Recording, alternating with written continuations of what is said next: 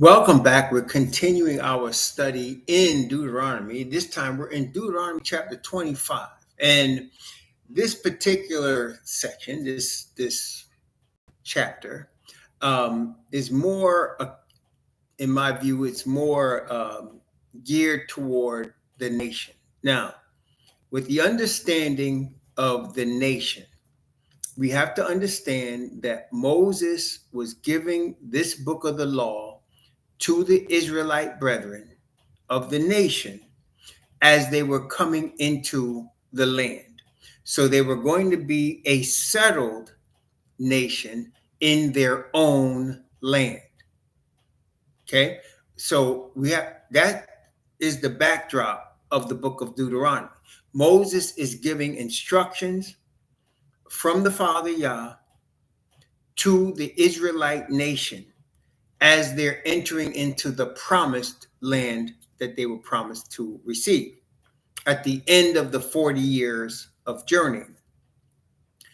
With relation to the awakened Hebrews, which is what we are not settled in the promised land. We are a scattered nation. Everybody understand that? So I want to make sure we're on the same page there. So there is a difference between being a scattered nation and being a settled nation.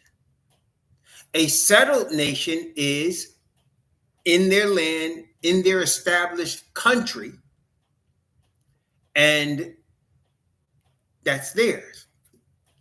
A scattered nation is a people that are living in various parts of other people's countries, not your own. And you're living under other people's laws. Again, let's take this to the near future. In the near future, we'll be back on our land, in our own nation, among a world that is under the control and power of the Father, and then Father giving that to His Royal Highness of the tribe of Judah, Mashiach Yahweh Shah. So we're going to be on the earth that is now settled. Diaspora was right. The diaspora will be back in their settled property. So that there's going to be, but in that state, some of these issues of Deuteronomy 25 will never appear again. So let's take a look at Isaiah. Isaiah. Let's go to the prophet Isaiah. And let me just look at it here.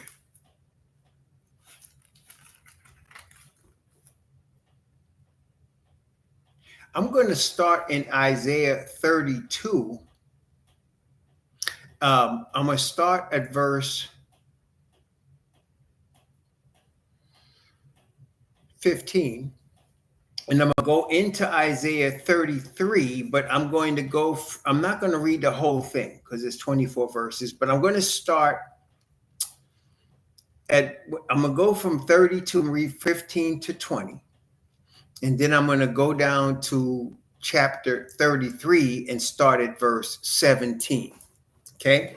So we're going to look at Isaiah 32 from verses 15 to 20. And then now I do recommend that you read all of Isaiah 33 and 32. In fact, read the whole book of Isaiah. In fact, read the whole Bible, but with respect to Isaiah, read all of this in its context, because I don't want anyone to be confused and take things out of context, which we know that religions do that. We don't want to do that. But I'm going to, for the sake of what we're talking about here, the scattered nation versus a settled nation. This is Isaiah 32 from verse 15 to 20, and then 33 from 17 to 24. Starting at verse 15 of Isaiah chapter 32. Until the Spirit be poured out upon us from on high, and the wilderness be a fruitful field, and the fruitful field be counted for a forest, then judgment shall dwell in the wilderness, and righteousness remain in the fruitful field.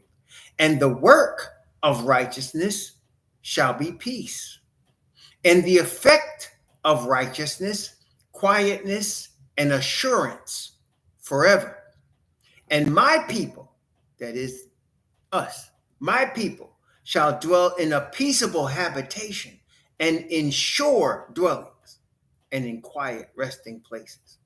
And when it shall hail coming down on the forest, and the city shall be low in a low place, blessed are ye that sow beside all waters, that send forth thither the feet of the ox and the ass. Now, so he's saying, when the Spirit be poured out, righteousness will reign, and there'll be peace. So there'll be no arguments, there'll be no debates, there'll be no fighting between brethren in that world, in that kingdom. See, that won't exist. So therefore, as we're reading some of the things in chapter 25 of Deuteronomy, you can see that they will not be existing. The conditions for these judgments and statutes will not be existing in the kingdom we're about to inhabit. But principles of them can be utilized now, and we'll talk about that as we get there. Now, chapter 33, from verse 17 to 24. Thine eyes shall see the king in his beauty. They shall behold the land that is very far off. Thine heart shall meditate terror. Where is the scribe? Where is the receiver? Where is he that counteth the towers? Thou shalt not see a fierce people, a people of a deeper speech that thou canst perceive, of a stammering tongue that thou canst not understand. Look upon Zion, the city of our solemnities. Thine eyes shall see Jerusalem, a quiet habitation, a tabernacle that shall not be taken down. Not one of the stakes thereof shall ever be removed, neither shall any of the cords thereof be broken. But there the glorious Yahweh will be unto us a place of broad rivers and streams, wherein shall no galley with oars, neither shall gallant ship pass by. For Yahweh is our judge, Yahweh is our lawgiver, Yahweh is our king. He will save us. Thy tacklings are loosed. They could not well strengthen their mast. They could not spread the sail. Then is the prey of a great spoil divided.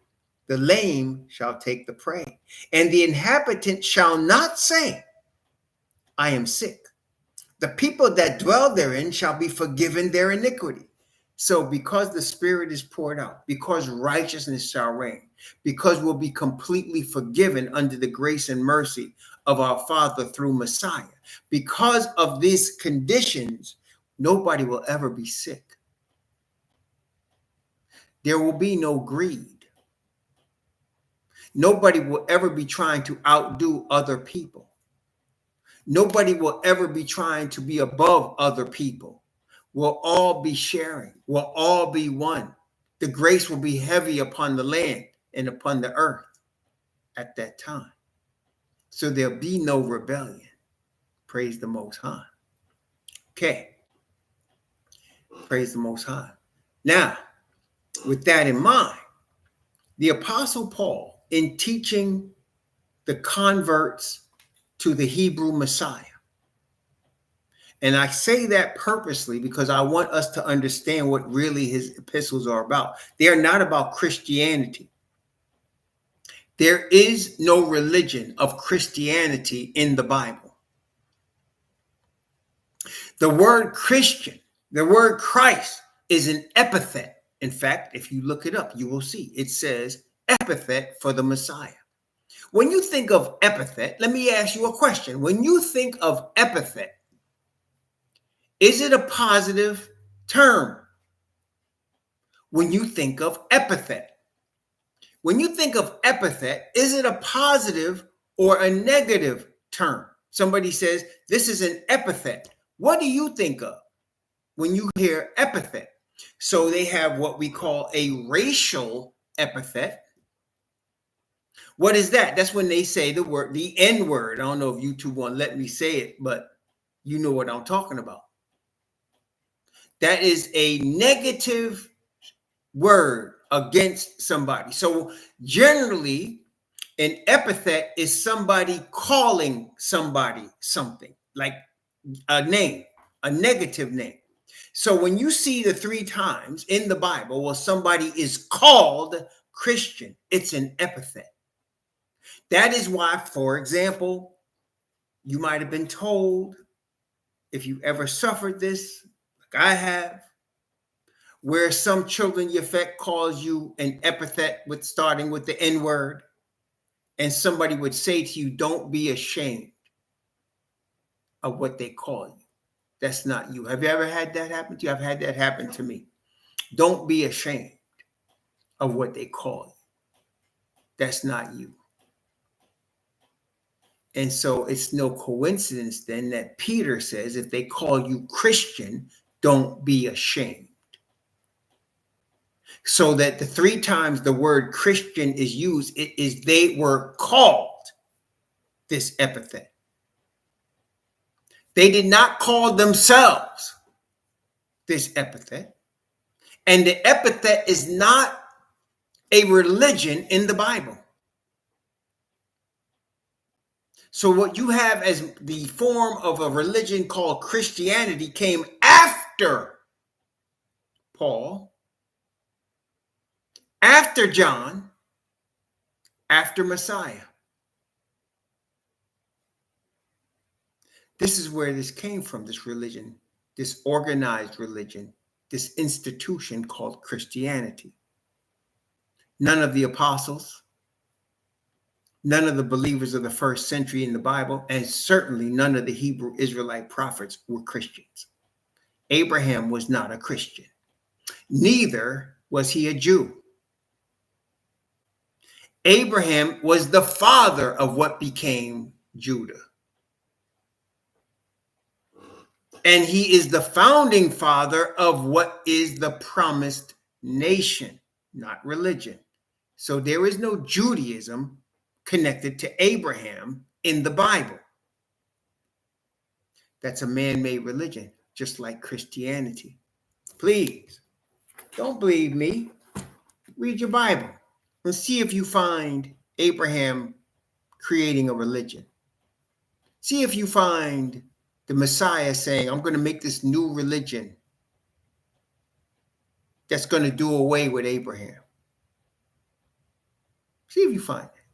In fact, false witnesses said that.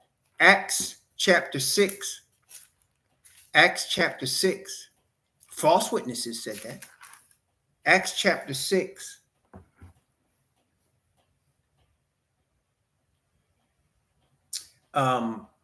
After they formed the 7 deacons.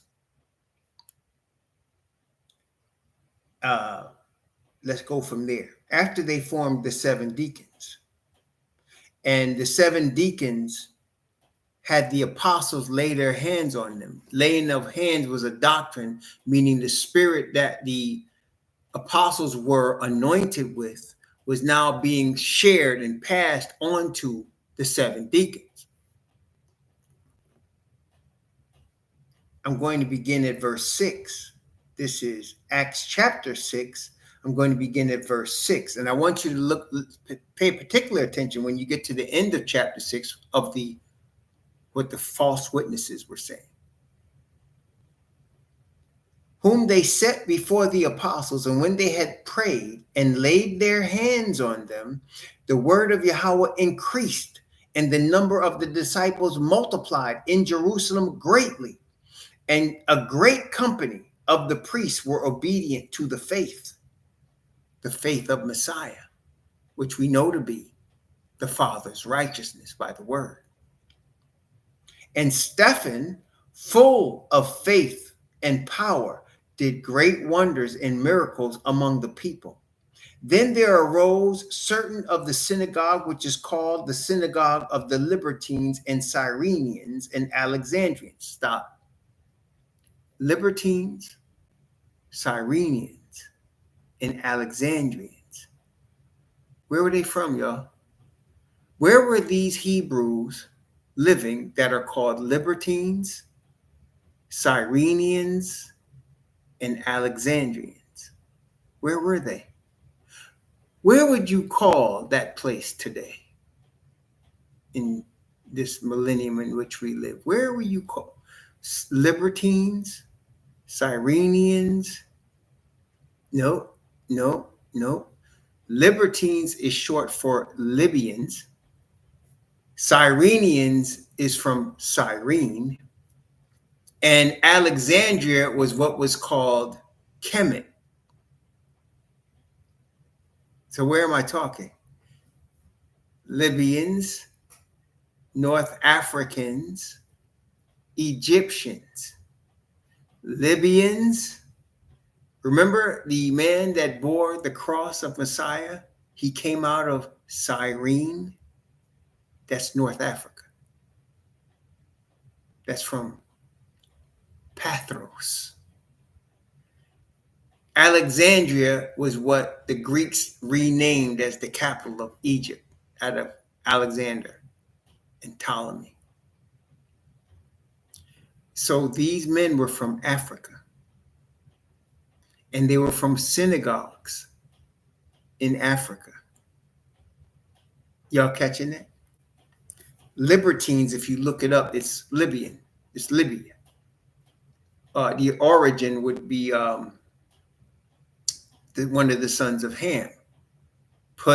Remember that? You had Cush, you had Mizraim, Put, and Canaan.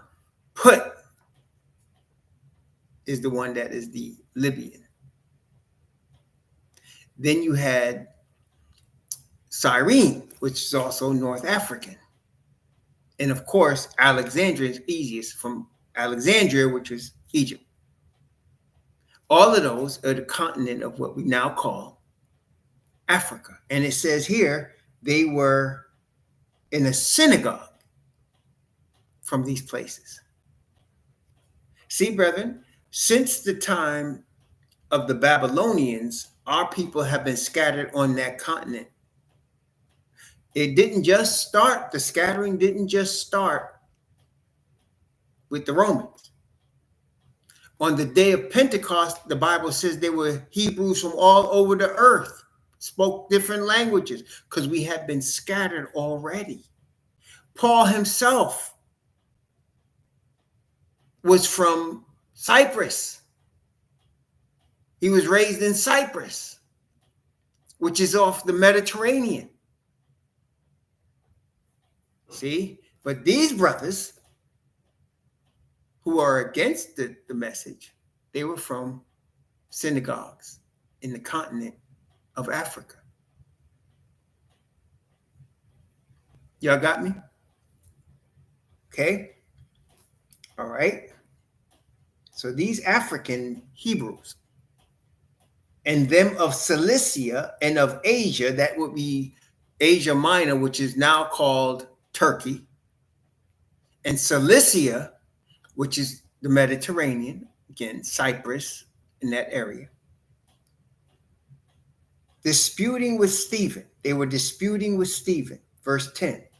And they were not able to resist the wisdom and the spirit by which he spake.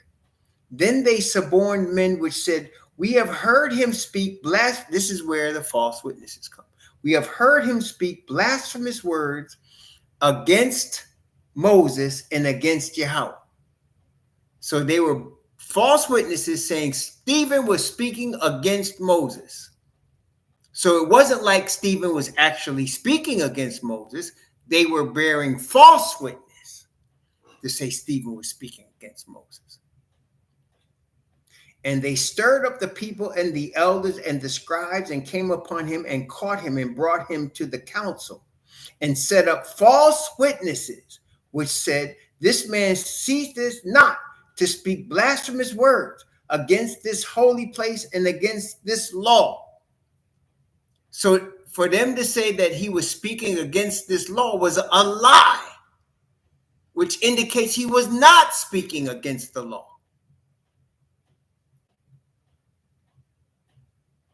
And verse 14, for they heard him say that this Yahushua of Nazareth shall destroy this place and shall change the customs which Moses delivered us. And all that sat in the council looked steadfastly on him and saw his face as it had been the face of an angel. So you had these Hebrews, mostly from Africa, speaking falsely against Stephen, saying that Messiah was going to do away with Moses. And he never said that. And in fact, we would see in chapter 7 during his testimony, he gave the history of the Hebrews, and he never talked about doing away with Moses, but he talked about their rejection of Messiah. So it was a false witness that took the position that Messiah was doing away with Moses and creating a new religion called Christianity. That is not biblical. That did not happen. But now you have Christians saying he did. Isn't that correct? Don't Christians say Jesus did away with the law? Don't they say that? Don't they say Jesus did away with the law and there's no more Hebrews except the ones that was created by the United Nations? The ones that was created by the United Nations? The United Nations. The United Heathen Nations. The United Nations. The United Gentiles. They created that state. The Gentiles created that state. And they're telling you those are the real ones. Created by Gentiles. Okay. So anyway, so that is what we're at. So when we get together on the Sea of Glass in the Feast of Tabernacles, it is the reinstitution or constitution of the nation. The population of the nation will once again be back together. Will be before the Father like we were on Sinai.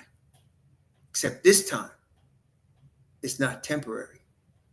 This time, there'll be no end to the kingdom. So that is why there's a difference right now. Before we get back to the Sea of Glass in front of the Father, we're scattered nation. So we have to keep that in mind as we're looking at Deuteronomy. There are certain things that go into having a nation that's not scattered versus a scattered nation, okay, which we are now, a scattered nation. Not only that, we're in a different culture. We talked about this when we talked about marriage earlier in the book of Deuteronomy, how Deuteronomy leaves a place for two wives, but in our culture, there is no place for two wives. Remember, we're in our enemy's land. And we talked about marriage being a partnership of a business between the two spouses, building something together. We talked about marriage, and not necessarily opening a store. I'm not talking about that. I'm talking about building a life, a household together. And for the survival of both. And love and lust with passion. All of that comes together. But we understand in the modern era of the Eurocentric society in which we live, lust and passion come first. In fact, lust and passion are so emphasized. That's why people live together, to see if they get along. Isn't that correct? People live together, have sex, and do all that because they want to see if it works out. They want to see if they're compatible. And what they really mean is if they're sexually compatible. That's how important that is. Now, I'm not saying lust and passion are not important. They're very important. But the building of the life together is more important. And the love, which comes with respect, is more important. Does that make sense, y'all? See? So when we understand coming together with another human being We understand the principles go, can we build a life together? Are we in agreement on how we want to build a life together? Can we verbally, can we in an action form respect and love each other? See, this is not something you can answer in your first meeting with a spark between you. You need time. Then comes lust and passion, and that's healthy in that environment. But when the first thing you see is lust and passion, you don't even know if you could do the other things. And most times, as we're seeing, they can't.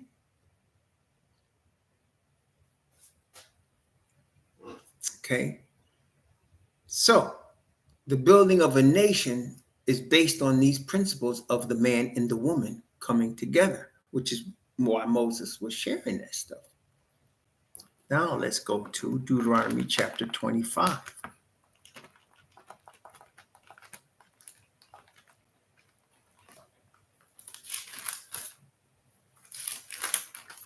See, people want to skip the dinner and go right to dessert. That's not healthy. They want to skip the meat and vegetables and go right to the cake and ice cream. That causes diabetes. That's not healthy. Deuteronomy chapter 25, beginning at verse 1. If there be a controversy between men, and they come unto judgment, that the judges may judge them, then they shall justify the righteous and condemn the wicked. And it shall be, if the wicked man be worthy to be beaten, that the judge shall cause him to lie down and be beaten before his face, according to his fault, by a certain number. 40 stripes he may give him, and not exceed, lest if he should exceed, they beat him above these with many stripes, then thy brother shall seem vile unto thee. Stop. Again, we cannot do this now. There is a law in our enemy's land. We're not permitted to beat somebody that we find guilty. In Paul's time, they did. And in fact, we know they took the apostles and they beat them. When they taught about the Messiah. We know Messiah himself was beat by the Sanhedrin. So they allowed that. And that's why Messiah said, you will beat them in your synagogues, the people I sent. And they did. But now there's laws. You can't just beat somebody because your beliefs say you can. That's not for you to do. You're in your enemy's land. You're under your enemy's laws. You cannot beat people. Okay. But Paul talks about, in fact, let's take a look at this. 1 Corinthians. He talks about judgment between the brethren. And again, he's talking to Gentile converts to the Hebrew Messiah. He's talking to Gentile converts to the Hebrew Messiah. In chapter 6, 1 Corinthians chapter 6. 1 Corinthians chapter 6.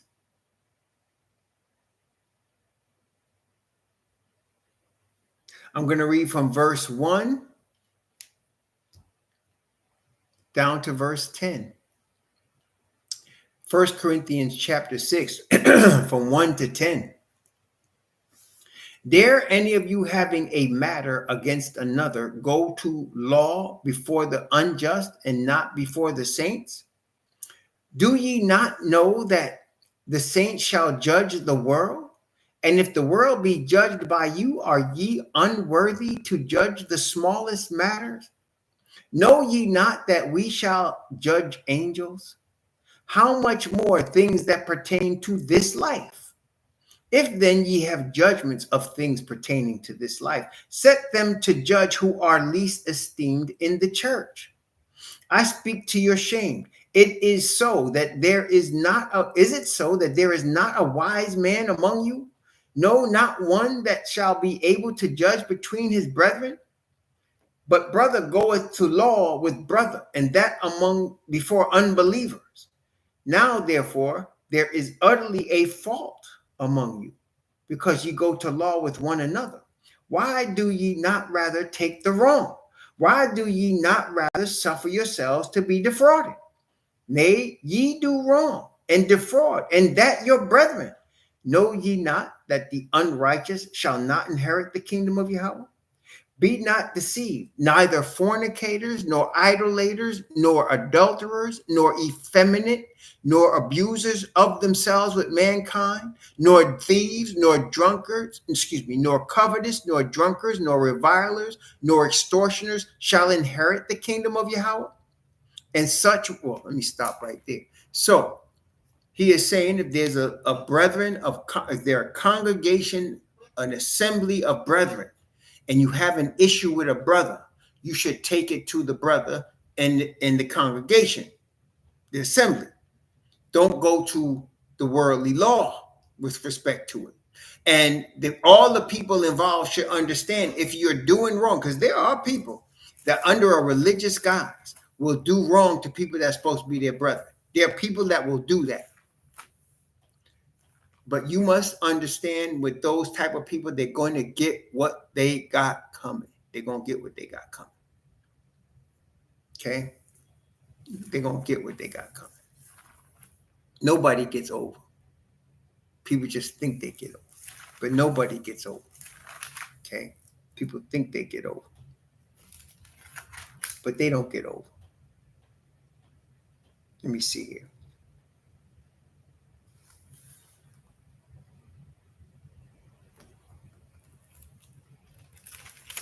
I am looking in Matthew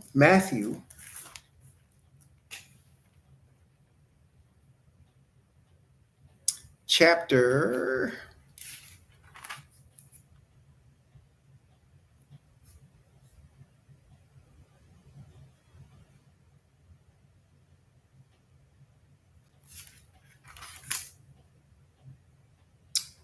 18. Matthew chapter 18. Matthew chapter 18. Beginning at verse 15.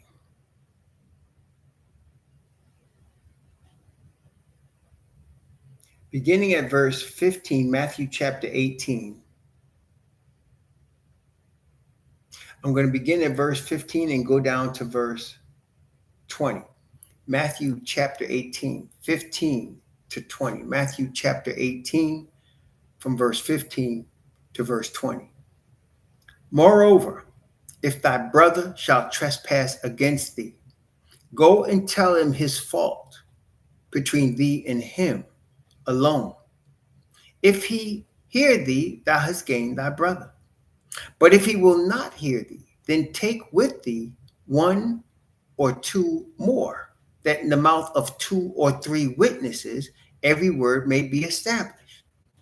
And if he shall neglect to hear them, tell it to the church, which means the assembly. But if he neglect to hear the church, let him be unto thee as an heathen man and as a publican.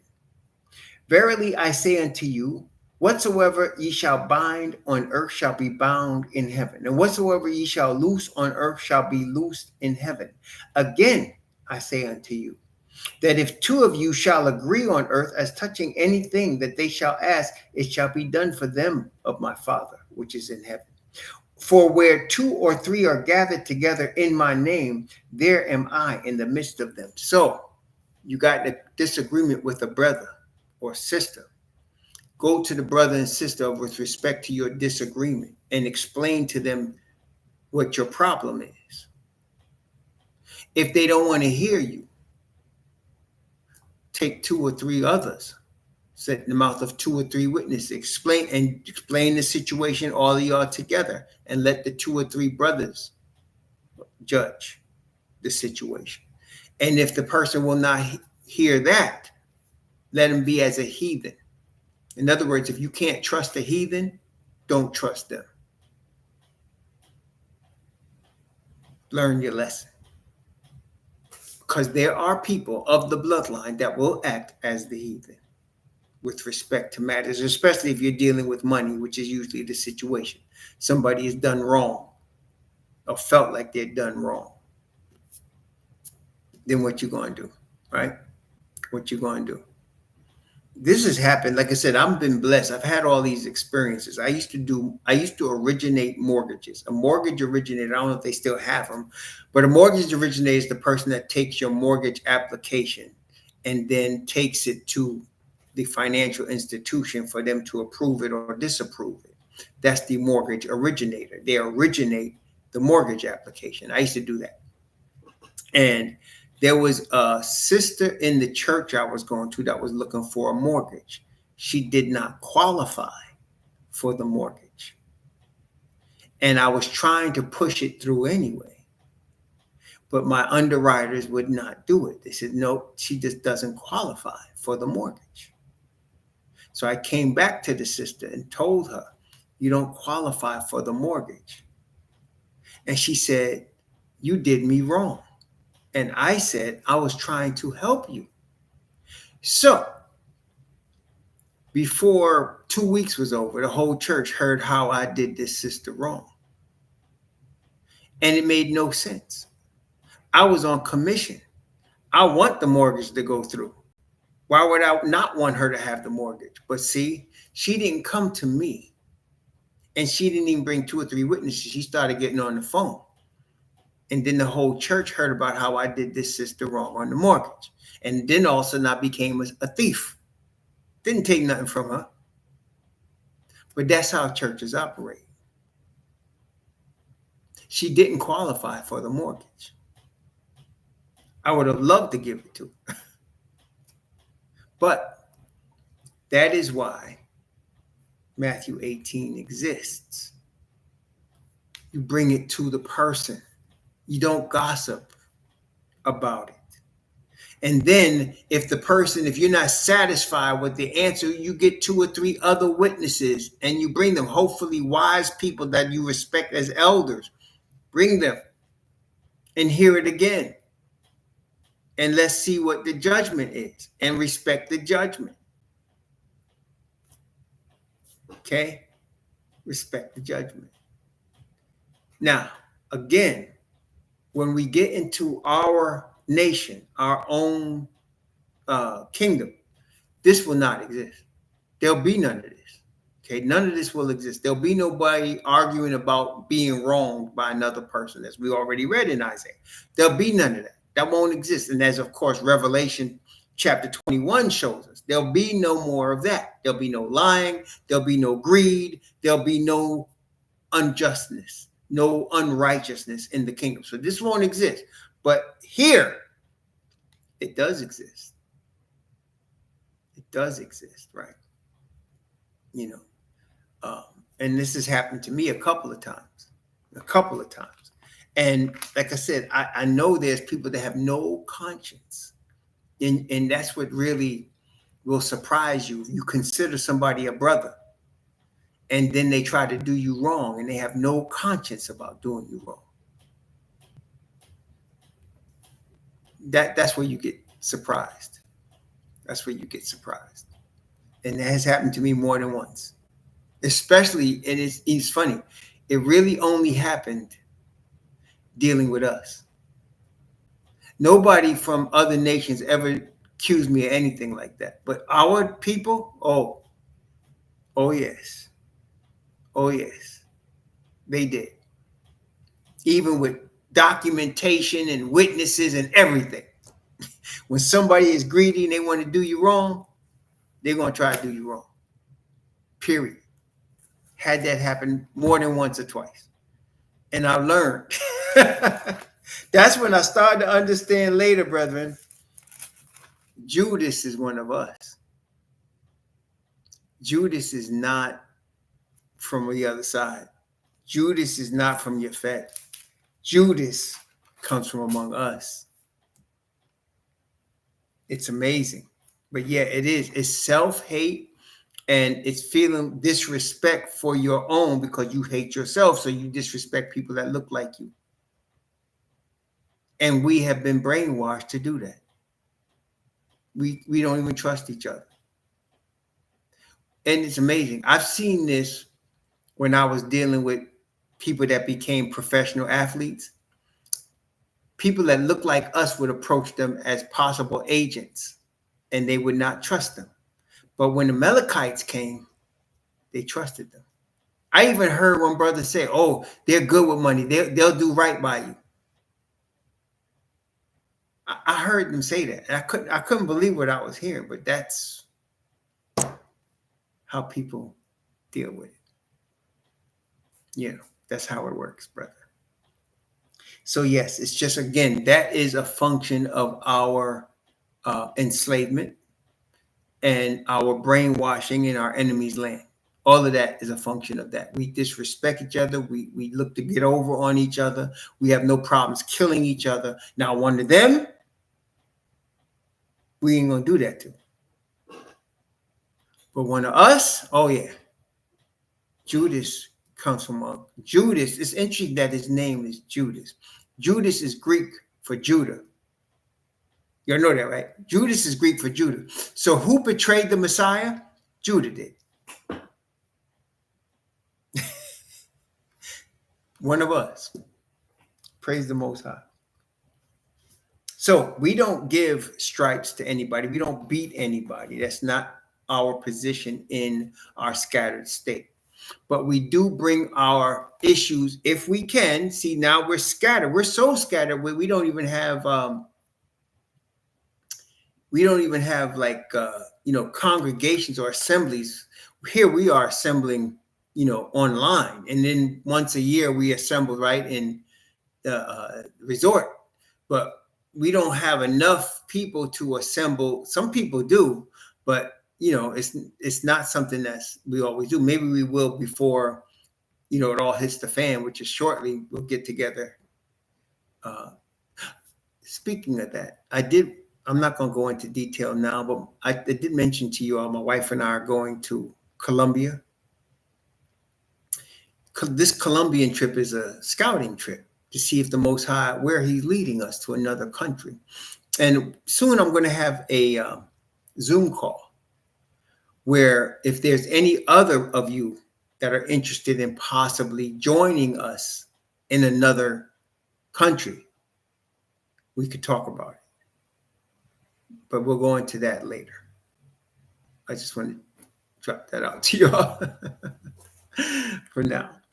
But back to Deuteronomy chapter 25, verse 4.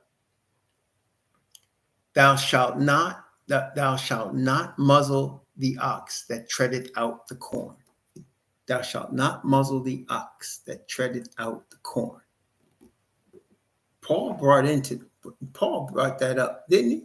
And he explained it very well. He did. He explained it very well. Let's look at that. It's in the Corinthians also, I believe. Yeah, this is 1 Corinthians 9:9. 1 Corinthians 9:9. Paul explains it better than I could explain it. 1 Corinthians 9:9.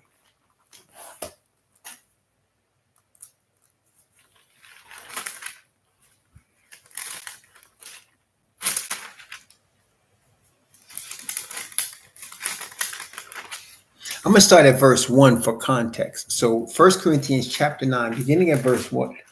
And we're going to go down to verse 10. Okay. 1 Corinthians chapter 9 from 1 to 10. Am I not an apostle? Am I not free? Have I not seen Yahushua Mashiach, our master? Are not ye my work in the master? If I be not an apostle unto others, yet doubtless I am to you. For the seal of mine apostleship are ye in the master. My answer to them that do examine me is this: have we not power to eat and to drink? Have we not power to lead about a sister, a wife, as well as other apostles, as the brethren of the master and Cephas? Or I only and Barnabas have not we power to forbear working? Or, who goeth to warfare any time at his own charges? Or who planteth a vineyard and eateth not the fruit thereof? Or who feedeth a flock and eateth not of the milk of the flock? Say I these things as a man, or saith not the law the same also? Again, he's quoting Moses, which they say Paul did away with. Verse 9. For it is written in the law of Moses, thou shalt not muzzle the mouth of the ox that treadeth out the corn. Doth Yahweh take care for oxen?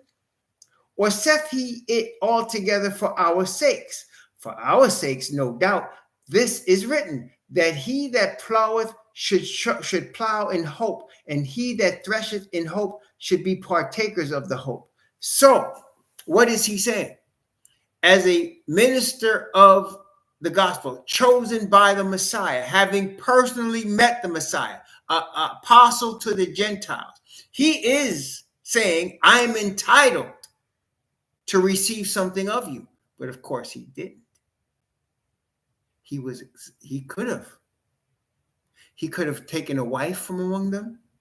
He could have taken money from among them, but he didn't. What did he do?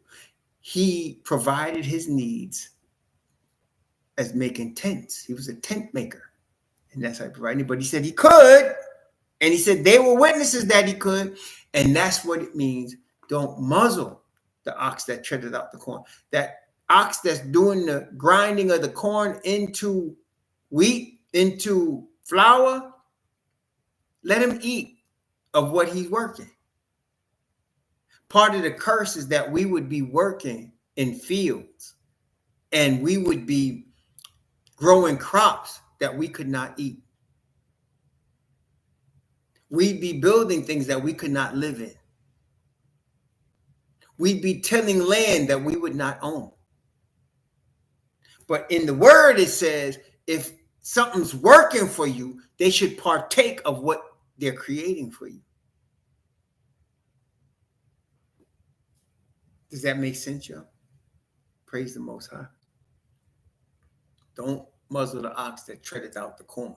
So let the ox eat of the corn that is treaded out, right? Let the grape mashers eat of the drink of the wine that they mashing out.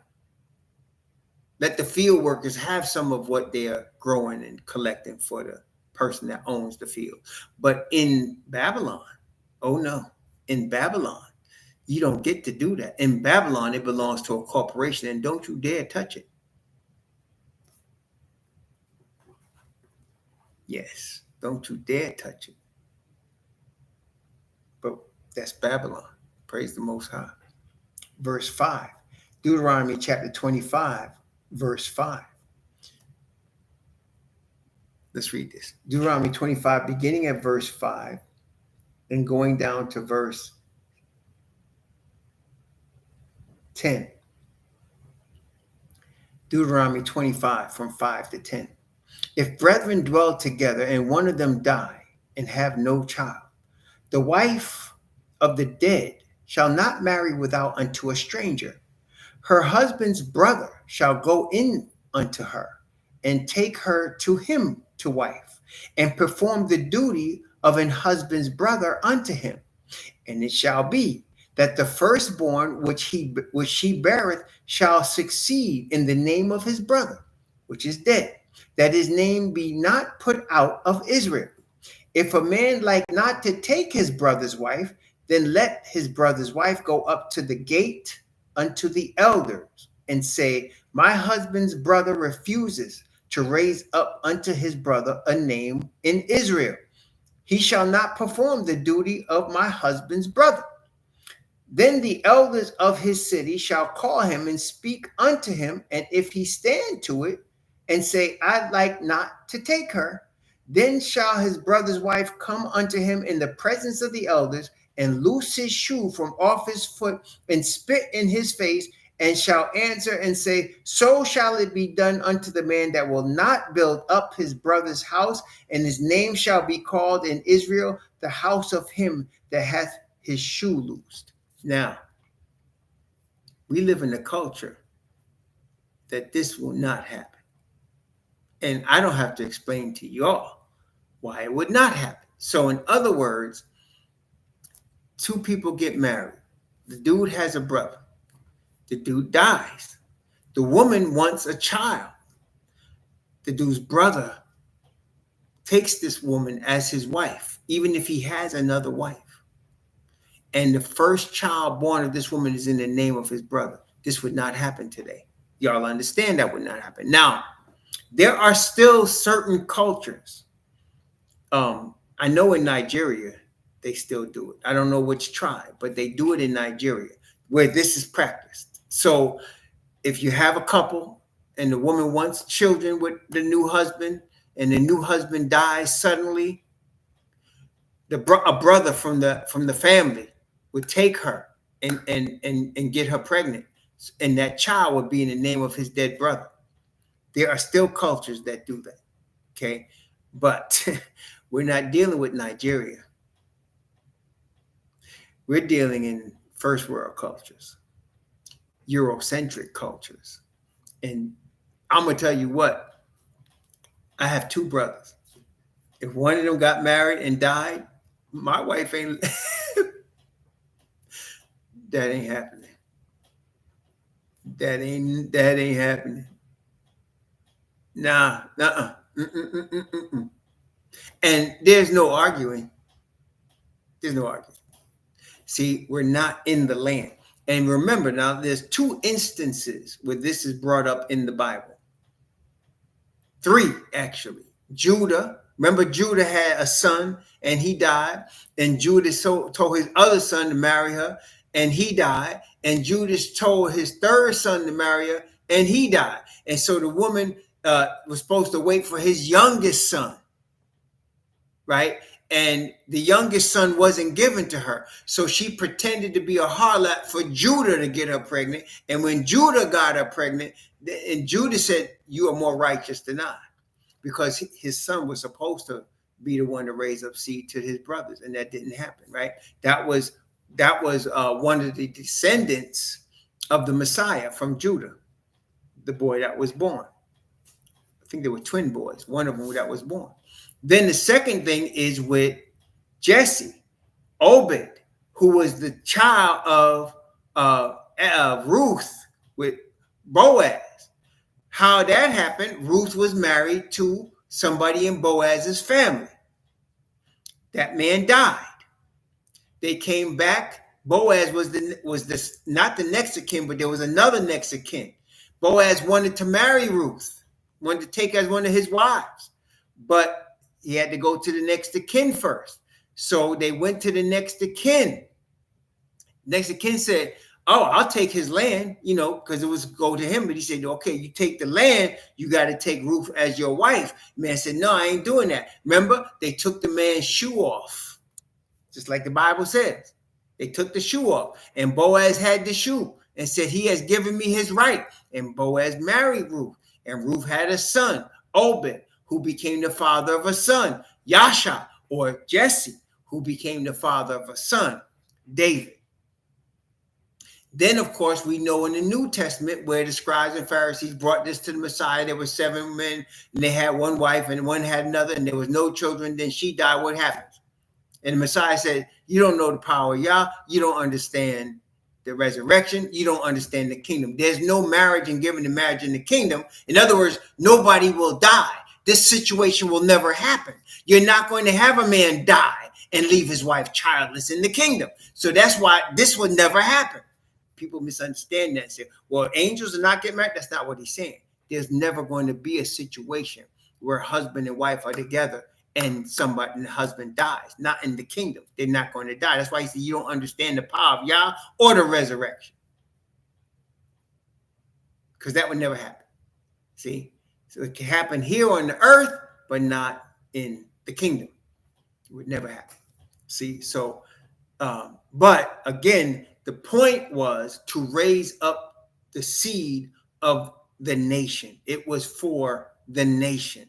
It was not for the lust of the brother. It was for the nation.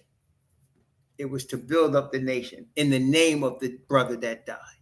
Okay, that's what the point was. But of course, again, in the culture in which we have been raised right now, this could never happen. You could say, "Well, the Bible said we should do it." Yeah, well, you could do that if you want to. You try to live with your wife after you try something like that. and see what happens. See what happens. There's the word and there's real. And I'm gonna tell you right now, I would not even approach that. That would not even be something we approach. I wouldn't even broach the subject. Right, Organic? You broach the subject with that Boricua and watch what happened to you. Nope. They might do it in Nigeria, but this ain't Nigeria.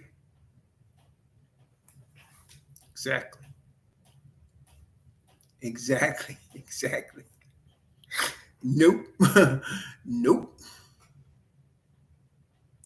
Deuteronomy chapter 25, verse 11 and 12.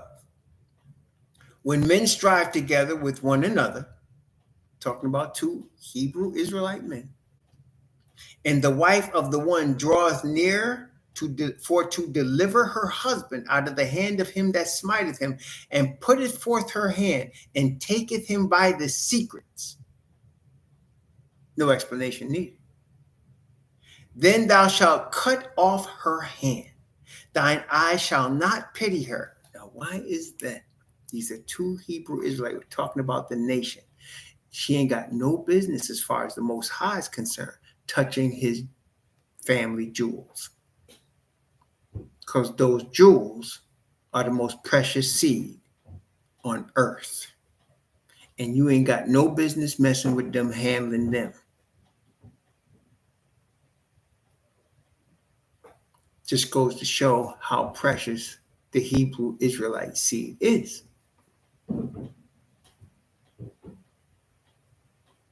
Don't be touching that. You ain't got no business there. You can hit them over the head, bash them with a stick or something, but you can't touch them. Do not touch them. He didn't say she couldn't touch her husbands.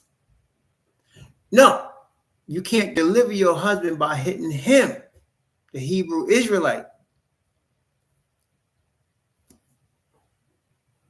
Can't do it. Father say, no, don't put your hand there. Got no business there. That ain't your husband. Certain things just are what they are, brethren. But it also, again, illustrates the building up of the nation. Again, we start off with the judgment between brethren. We went to, from there, we talked about brothers, not robbing somebody that's working for you. We talked about two brothers, want to marry a woman to bring up seed to the name of the brother. Now two brothers fighting a woman not to touch the enemy of her husband, the guy that's the Hebrew Israelite fighting with him. Don't touch his private parts. That's not for you to touch.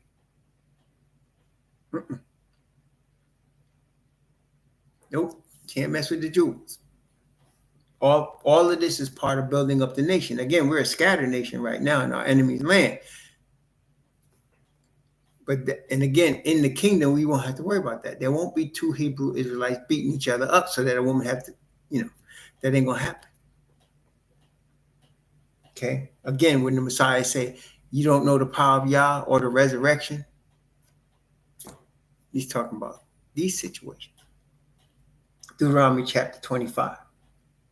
Thou shalt not have in thy bag divers weights, great and small. Thou shalt not have in thine house divers measures, great and small. Thou shalt not have, but thou shalt have a perfect and just weight, a perfect and just measure shalt thou have, that thy days may be lengthened in the land which Yahweh, thy Most High, giveth thee. So, what does that mean? Does it mean you got to measure everything in your house, make sure it's all the same weight? No, that's not what it means. We're talking about being fair. Don't treat people based on respect of persons. That's what this is talking about. Being fair, being balanced and fair to everybody. Does that make sense, y'all? Just like muzzling the ox has nothing to do with the ox. It's talking about don't rob people that's working for you and building for you by not giving them, partaking of what they're building. If they're out in the field, give them some of that. Right? So here, he's not talking about making sure everything in the house is the same weight. We're dealing with fairness. being fair and just and balanced. Even you see on many courthouses, when they talk about courthouses, you see a blind woman or a woman with her eyes covered with a weight in her hand, and it's balanced. It means justice is blind. It doesn't favor one person or another. True justice is blind. That's what that's dealing with. True justice. Perfect and just weight, perfect and just balance. And he says, if you're fair like that, Most High will bless you. You try to be fair. Verse 16.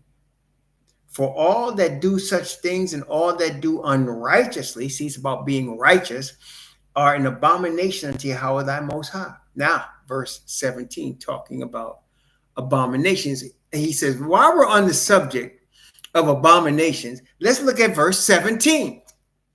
Remember what Amalek did unto thee, by the way, when you were come forth out of Egypt, how he met thee, by the way, and smote the hindmost of thee, even all that were feeble behind thee, when thou wast faint and weary, when he feared not Yahweh.